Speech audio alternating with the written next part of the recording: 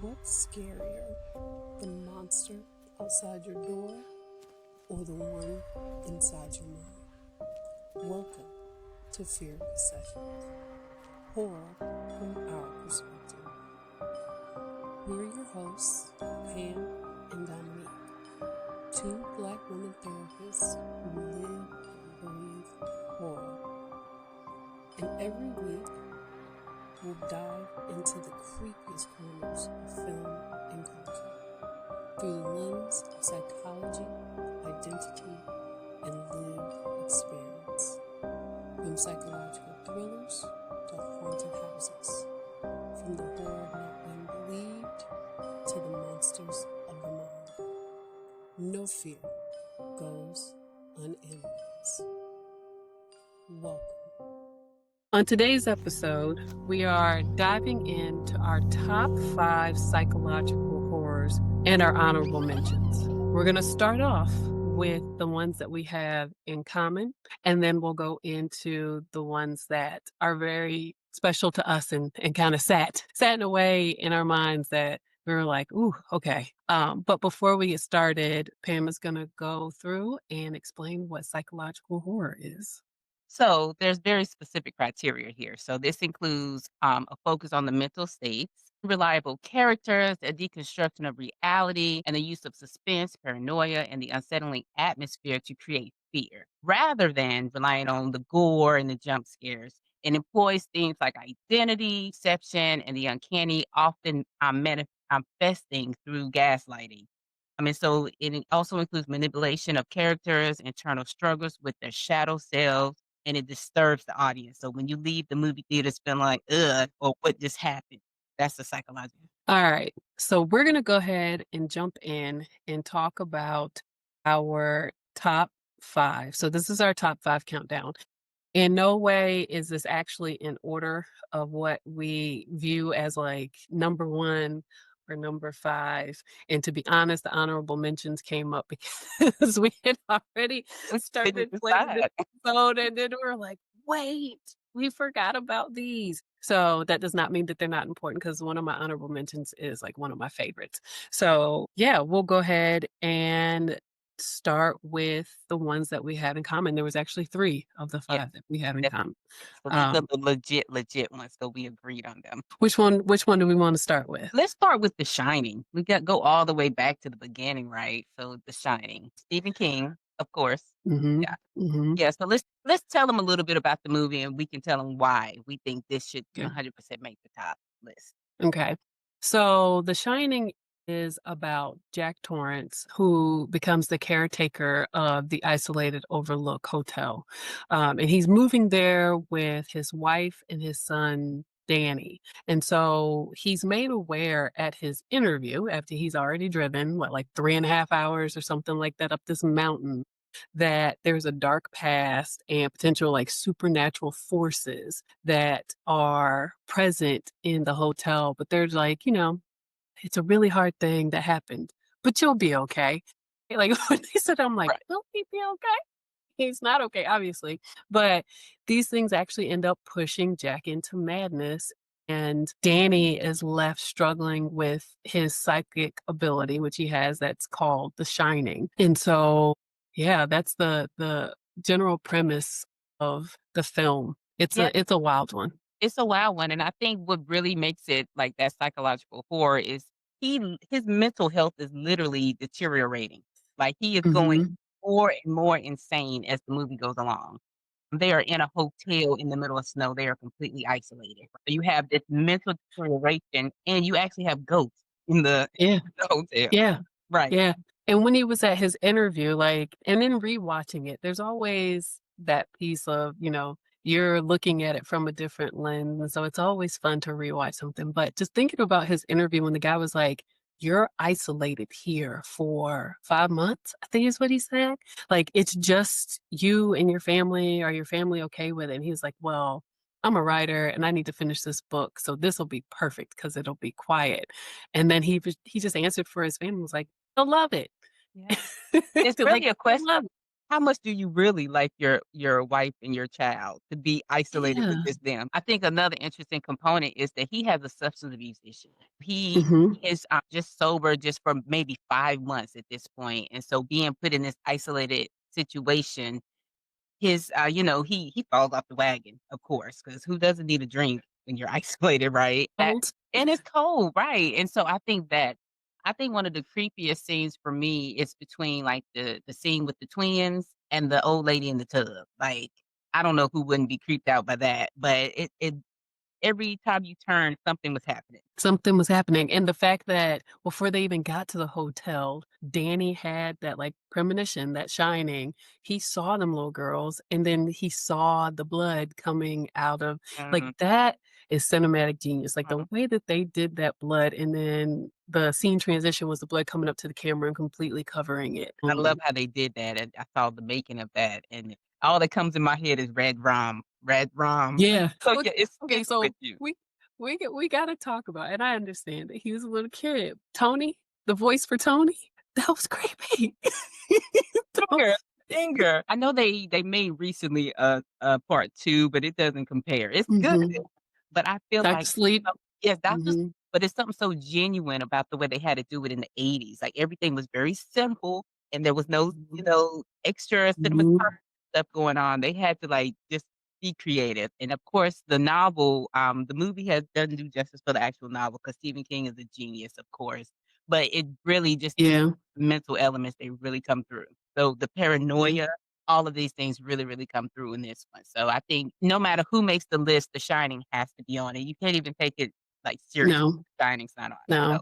we And can just thinking about the axe through the door and him poking his head in and saying, "Here's Johnny," and finding yes, that was improvised. yes. Improvised, like I and then yeah, Shelley I don't know if you knew this, but Shelley Duvall like, Kubrick intentionally left Shelley Duvall under stress to enhance her performance, like, he stressed that woman out you can so see it. that every scene, she was just like you It was could the same. feel it. You could feel it, like, that the first time that I think she truly realized that, like, something was wrong with him when she went to go check on him, and he, like, gave her the business. Like, I'm like, "Ma'am, if you don't check that man, he's in" She was traumatized from the movie. like, she was just staring at him, and he's, like, telling her to, "If you see me sitting here, like, I'm fucking working," and I'm like, And you know You're it's in this big ass open space, sir. You were in the lobby. Why are right. you in the lobby?" And it's so genuine, his face expressions, and I love the fact that his son, who's acting now, has those same face expressions when he's in, He like, does. Smile. I'm like, "Look at he looks just Mhm. like his dad." So it's so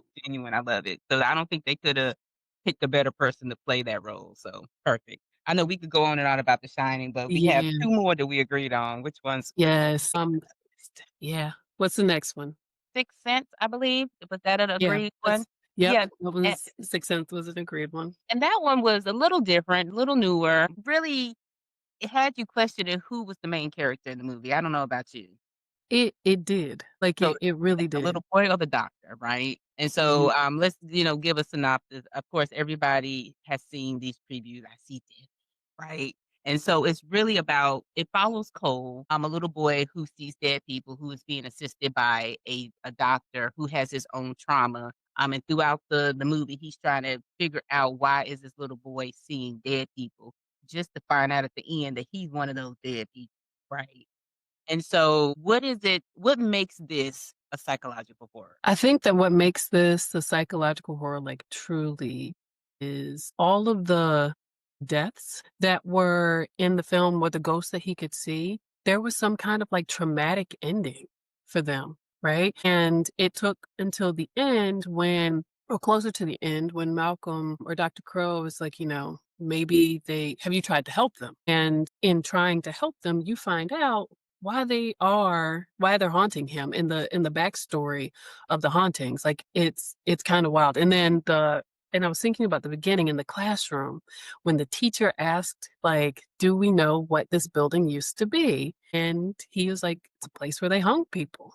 And everybody just kinda, like, turns and looks at him, and they're like he's like, "No," and he's like, "No, yes, they they hung people I here. I right. see them. They hung people here." And for this teacher to be like, "No, it was a jailhouse." I'm like, "How'd you not make that connection?" people would have been hung in this place. And then to see him see the people hanging, I was like, oh my God. Yeah. And to know that he's being tormented. To me, that is what makes this a psychological horror, is to know that this poor boy is essentially being tormented by not knowing what to do with what he's being presented with. And then if you go back to the beginning with the patient who shot Dr. Crow, there was those similarities, right? And then like he brings it back together towards the end where he's like, they are basically the same, like the same person, because they were having the same issues and he didn't help him, and he thought that, he was beating himself up because of that. Yeah. And so really the mental, things that make this like that psychological horror is really the grief and the trauma. They Mhm, both, mhm, had experienced grief in different ways, and they both had experienced trauma in different ways, and at the end, they were trying to help each other.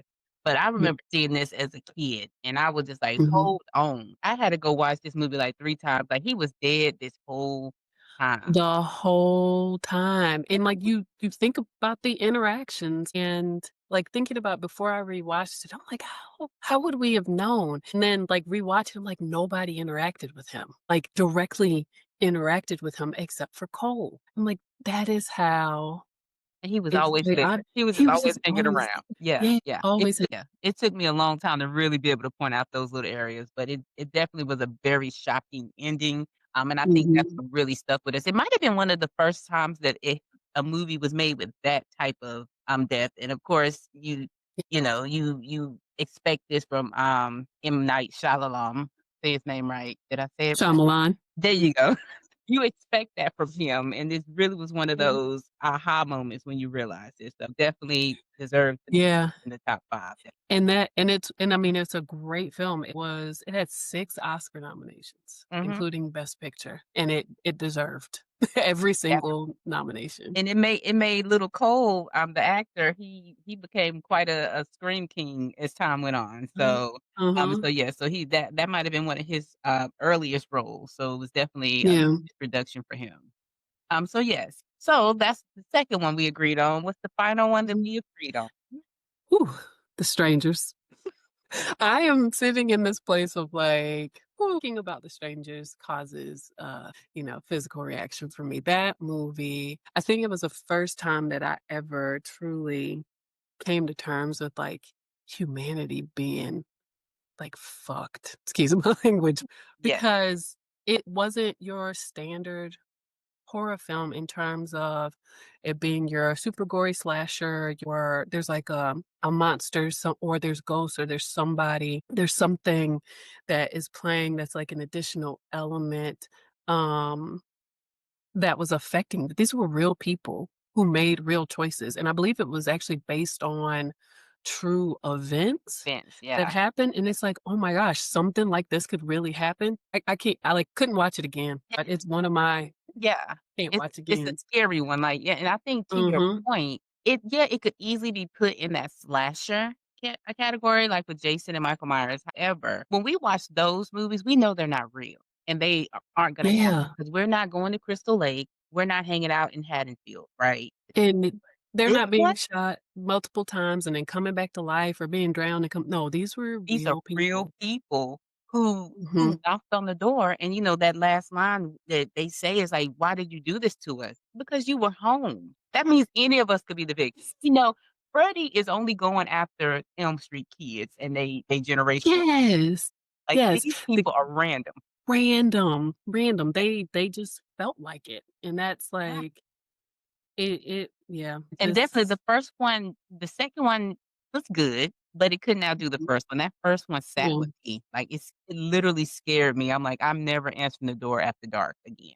No, like, when I tell you I screamed, I was so when I the first time well, the first and only time I watched it was at home, got my little DVD out the Redbox. Shout out to Red Yeah. Redbox Yes. back in the day, and I'm sitting there thinking like, "Oh, this is gonna be good. This is gonna like, I can handle this." Like, I've seen all the Friday the 13th, Nightmare on Elm Streets, like, Poltergeist, all the things that you could imagine, and I'm just sitting there and, like, every step of the film, I could feel my, like, pulse rising and me clamming up and the scream that I screamed. Yeah. Like, I was living in an apartment, I'm pretty sure the neighbors were like, "Should we call the cops? Because why is she screaming like this?" Terrified me. Like, they I actually said that this movie created a new element or new genre of terror and Yeah. not just horror, and it truly did. It was absolutely terrifying. Yeah, yeah, and this I think this was very much the beginning of the random mass killers, even, like, Mhm. Purge I don't know if you consider The Purge like a horror or a thriller, but that came, after like, around the same time as Strangers, and it was something about these random masks that you can buy at the store and people Yeah. walking around terrorizing people, so I think yeah, it messes I think it's more the psychological part is the game that they played with the individuals, Yeah. minding their Yeah. own business, doing what they were supposed to do, just random, and we saw ourselves in those random people. Yeah. And then you have the beginning with them in the argument and on their way to this house, and then this is how, like, their marriage seemed like it was in trouble already, and then Yeah. it took a turn for the worst. They found out they really did love each other still, but it was a Yes, little they too late. did. It's a little too Yeah. late. So, It was yeah, a so little too late. those were the 3 that we agreed on. So now let's talk about our final 2 each that we kinda, didn't exactly agree on, but still were very good movies. So I'll let you go with one of yours. Okay.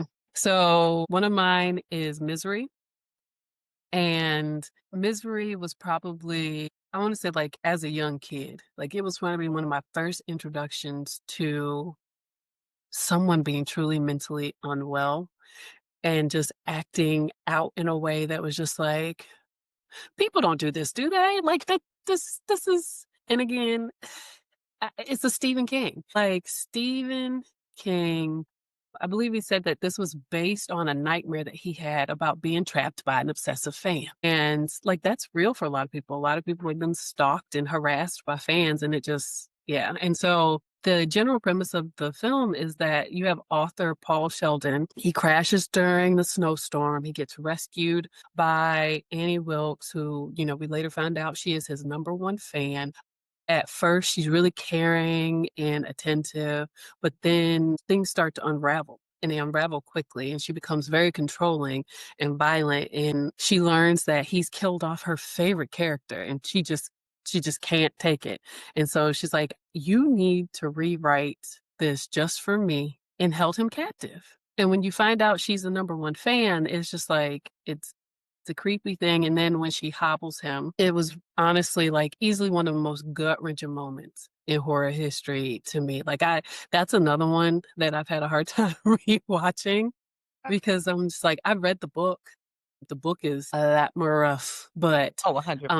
yeah, but the film was, yeah, and, like, his desperate attempts to escape, including, like, burning the manuscript and everything, like, it, yeah, and then Kathy Bates won an Oscar for that role, and she deserved it. And it Like, really she it truly shows deserved it. how fragile the mind can be and how obsessed somebody can get. So the obsession Mhm. part is, like, that's Yeah, scary. and See the mood swings. yeah, and then to think about, this movie took place way before, like, social media, and just imagine if something like that was remade now and how easy it would be to be that type of stalker. Yeah. It was just by chance that he literally fell into her lap in a car accident. Yeah, So, yeah, so it's just that fragile mind can just snap. So definitely a good pick, and Stephen King is definitely, like, the psychological horror king, really, literally. literally, And, yeah. and the one that my next one, staying on that same Stephen King thought, was Carrie. At first, Carrie wasn't on my list, but I Love had Carrie. to, like, Carrie has to be on people's list because this novel, of course, by Stephen King again, following, a high schooler who's being bullied, who, there's Mhm, so many different, like, branches that you can kinda look at with it. I just rewatched it with a different lens, recently. Of course, she had special powers that no one knew about, and it peaked when she got in high school, with telekinesis mhm. powers, and she's being bullied, and when I was watching this, I low key was like, "They deserve that. They deserve to get tore up in that gym because they messed with her." She was just trying to live her best high school life.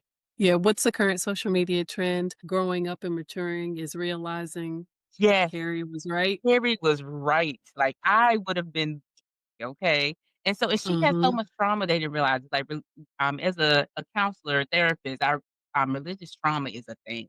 So she had a That's the thing. lot of religious trauma in her household. Her mom Mhm.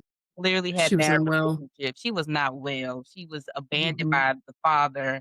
And so she thinks this is all the devil. And so between being bullied, having that religious trauma, she popped and mhm, she popped hard. And so mhm, that's what made this horror film for me. When I was, the first time you saw this, you didn't know what was going to happen. Of course, no. if you wear a Carrie costume, you're going to have the blood on you because we know now. Mhm, But there's no way we were going to know that everyone was going to die, right? yeah, And so I think this is definitely this movie went from this nice, sweet girl to, like, someone not to mess with, and it should be a mhm. cautionary tale for people to not It should it should be. it Yeah, should be, 'cause 100%. let me tell you. Yeah, yeah, yeah. So, yeah, so what's you got next on your list? This is, your final Okay. one? Yeah, that's my final one. So my final one is Silence of the Lambs. I love this movie. Like, I love this movie, and then in rewatching, I'm like, "Oh my gosh, she was such a baby." Like, she looked like such a baby in that movie. So, the the Silence of the Lambs, for those who don't know, and I don't know how you could not know what Silence of the Lambs is it follows Clarice Starling, who is an FBI trainee, and she is tasked with interviewing, um, Hannibal Lecter, who is imprisoned. He was a psychiatrist turned cannibal. So, yeah, and she's interviewing him, asking for help in catching Buffalo Bill. And so Lecter becomes the whole time he's just terrifyingly dangerous, but also very helpful in very cryptic ways. And so he put her in a place of having to confront her own vulnerabilities, which is where, like, part of the psychological horror piece comes in because she's having to relive these things, especially like the screaming of the lambs. And it just, like, the way he got into her mind was something else.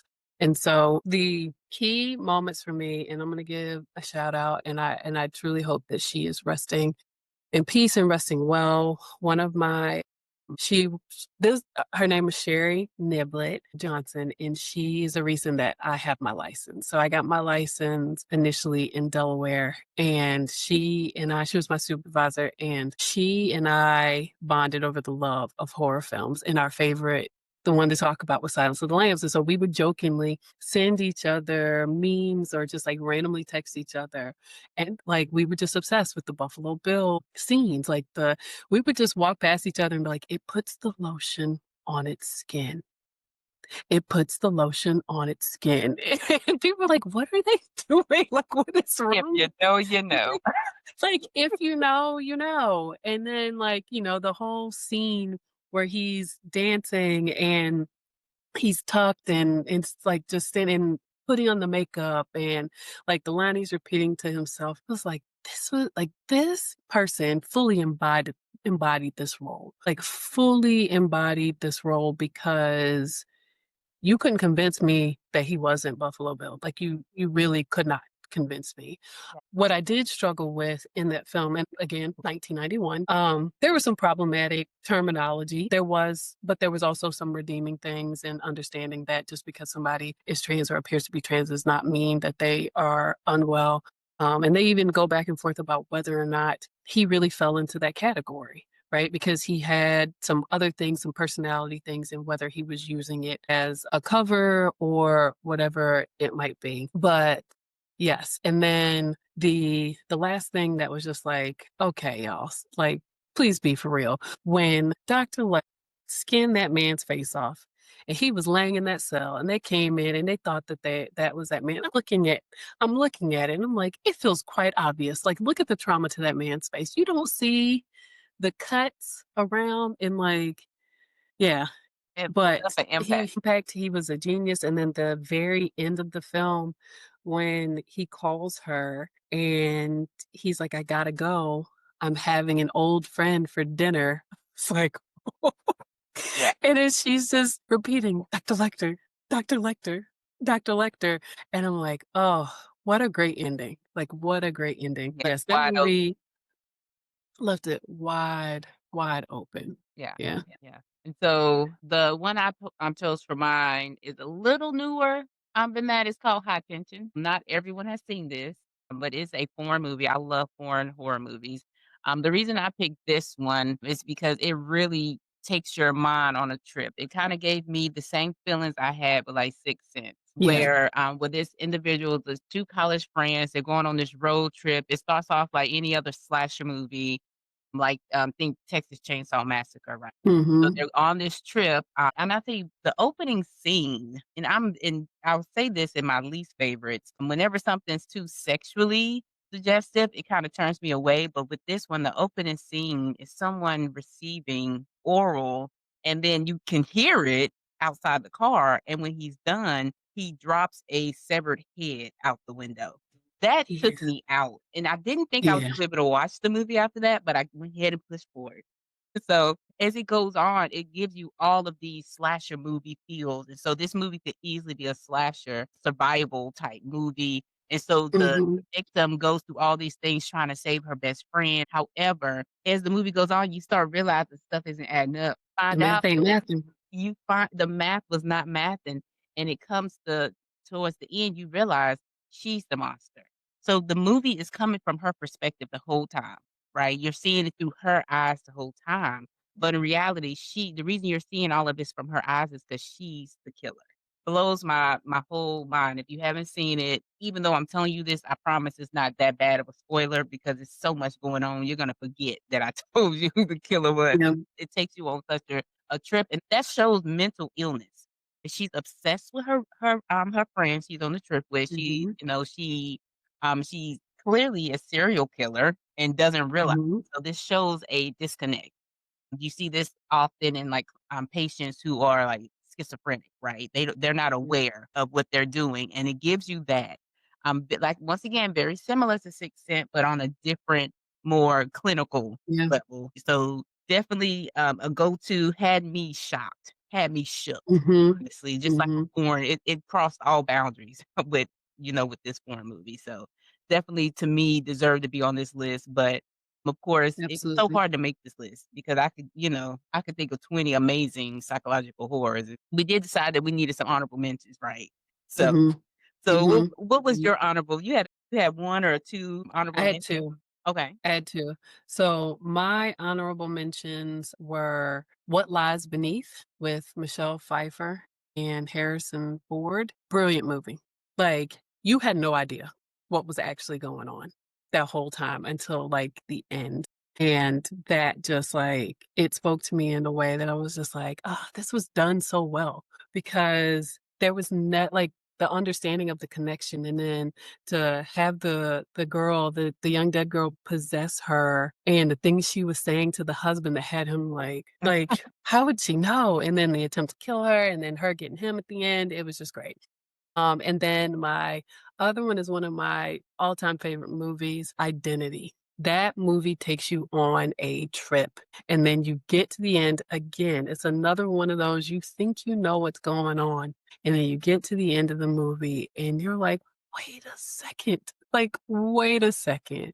This was all in his mind?" Like he was like split personality, dissociative personality disorder, like all the things he was all of these characters. He was playing all of them, and it just makes you question reality, right? And there is that key piece of the psychological part where he is struggling with severe mental health concerns that um kind of take you on like, it gives you a little bit of sympathy for him, not a whole lot because he was a mess. Ugh.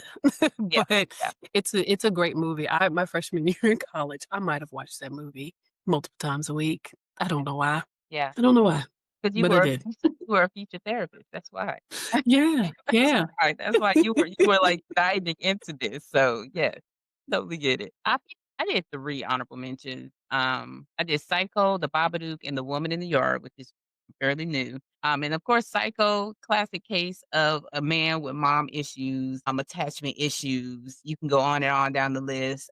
He had a very unhealthy, complicated relationship with his mom, and this caused a lot of paranoia. It caused a lot of, just trauma for him, and so this has been remade many, many times, this movie, and so even I think they have the Bates Hotel, which is really good too. Mhm, But mhm. nothing's like the original, so I think it's an honorable mention there. And the Babadook and the Woman in the Yard are kind of similar, in my opinion. They both focus in on grief and trauma. Individuals who are moms who are hearing a lot on themselves, who have lost their significant other in some way. And it's really it's a good comparison with the two, especially because the two women, one is the Babadook is more towards I think they are in another country where the Woman in the Yeah. Yard is more cultural towards maybe the more the like Black culture, but they still are going Mhm, through same mhm. things as mothers and having this grief, and their grief has manifested outside of them and created this Yeah. monster. So both of them very, very deep psychological horror, not for everybody. It's not as gory as your typical horror movie, but it's definitely if you're a mom or if you've had loss, you can really relate to it. Those are my Mhm. honorable mentions. So So, yeah, those are great. Listen, the beginning of the Babadook with the little boy in the car, I was like, "Am I gonna be able to finish this? Because this is raking my nerves." This, like, the Babadook is stop. something serious. My What? goodness.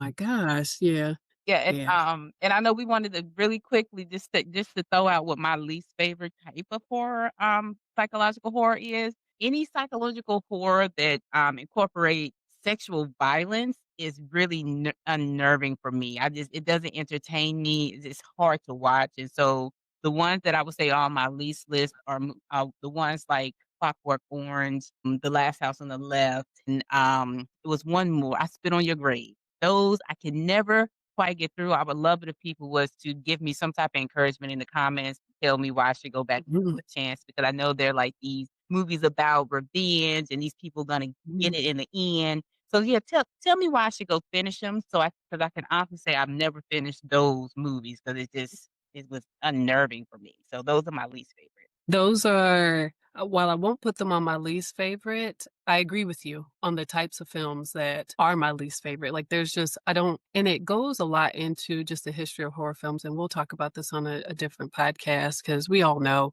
the standard patterns that are in the movies, right? And the Yeah. people who are typically the ones. But, like, those are movies that I thought were good, but I could never watch again. So I have, like, my list of incredible, this was amazing, like, this was please One watch and it, but I won't watch it. One and yeah. done. Done. That might be an episode for us in the future. Oh, the one and done horror One and movies. done. Yes, 'cause One and there's done. a nice list of them. And I think Yeah. that's good too. I would love to hear people's comments on what we should focus in on for future episodes because I definitely just from this, I'm hearing a need for a Stephen King episode. We Absolutely. mentioned a lot of Stephen King in here. So, And an M. Night Shyamalan yes, episode, like, yes. and those, like, they would be multi-parts because there's just so much they've Much. done. It's just incredible. And those are authors who are very diverse, and so their movies, Mhm. they have, like, categories within their genre, so yeah, I mean, I think that's great ideas, and again, I would love to hear some of the viewers', thoughts on what direction the podcast should go in, so, yeah. So, anything else that you would like to share or point out before we wrap up our first episode? So this is our first episode, and we are so grateful for those of y'all who are listening or checking us out. This is something we're really passionate about, and we, even if we didn't have the listeners, which we absolutely want the listeners, we podcast because there are so many people of color or Black women who love horror, but you would probably never tie the groups together. And we were like, no, let's let our folks know that there are people out here who love it just as much as them and create this platform for folks to kind of discuss and talk. That does not mean that everyone is not welcome because we welcome everyone. This is just from our perspective and the different things that tie into it. And so welcome on the journey with us. We hope that we hope you'll stick around for a while. And we look forward to episode number 2. And so we'll see you all on episode number 2.